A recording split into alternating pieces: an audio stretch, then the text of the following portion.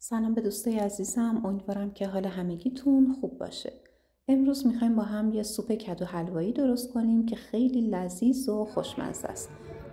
موادی که برای سوپمون لازم داریم: کدو حلوایی، سیب زمینی، 2 حب سیب، 2 عدد هویج، خامه صبحانه، 1 لیوان شیر و 3 قاشق غذاخوری جعفری خرد شده. برای ادویه هم من فقط از نمک، فلفل و زردچوبه استفاده کردم. من یک کدو حلوایی متوسط انتخاب کردم. کدو حلواییمو تکه تکه میکنم، پوستشون رو میگیرم و به قطعات کوچیک تقسیمشون میکنم تا راحت‌تر و سریع‌تر پخته بشن.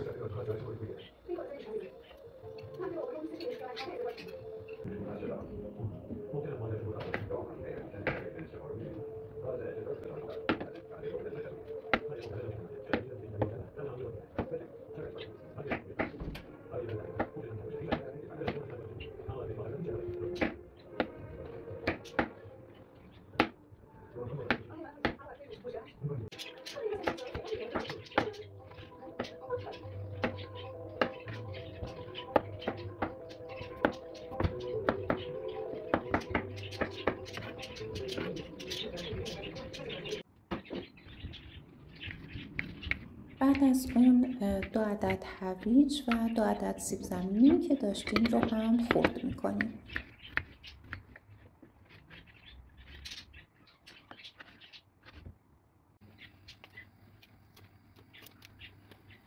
یک قالب کره رو در قابلمه میریزم، میذارم آب بشه و بعد سیب زمینی ها رو بهش اضافه میکنم.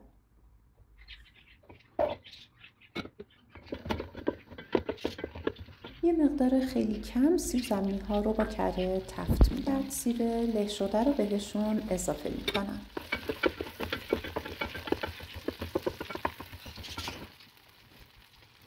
یه مقدار که سیب زمینی تفت خورد، هویج ها رو هم بهشون اضافه میکنم و باز هم کمی تفت میدم.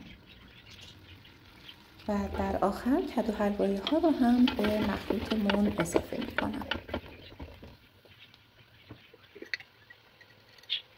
نمک، فلفل و زردچوبه رو هم به مواد اضافه میکنم و باز کمی تفت میدم.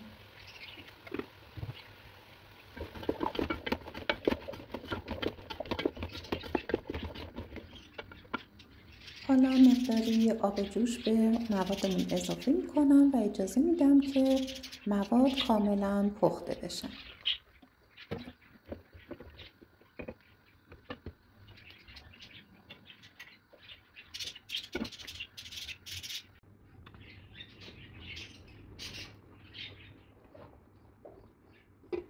بعد از اینکه مواد کاملا پخته شد، میذاریم یه مقداری خنک بشن و بعد داخل مخلوط کن یا میکسر میریزیم.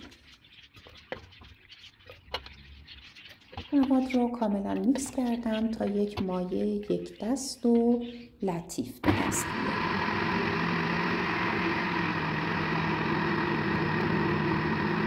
وقتی که مواد کاملا با هم میکس شدن، اونو دوباره داخل قابلمه میریزم و اجازه میدم که باز هم کمی بپزه. حالا یه مقدار خامه صبحانه رو با یه مقدار از سوپمون توی کاسه مخلوط میکنیم.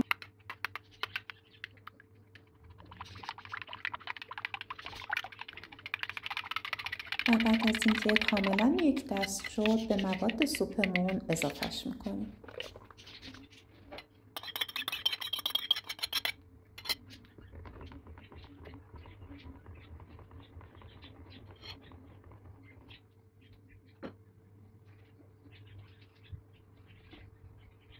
توی این مرحله 1 لیوان شیر رو هم به موادمون اضافه میکنیم.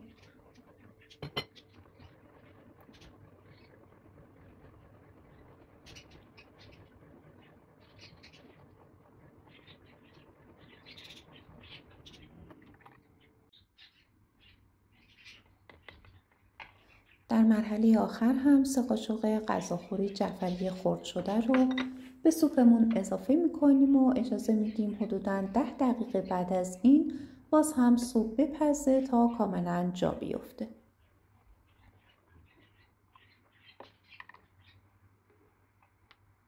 این هم سوپ کدو حلوایی خوشمزه و لذیذ و بسیار مقوی. امیدوارم که توی روزهای سرد زمستون این سوپ خوشمزه رو درست کنید و کنار خانوادتون از خوردنش لذت ببرید. لطفاً ما رو دنبال کنید، لایک و کامنت هم یادتون نره.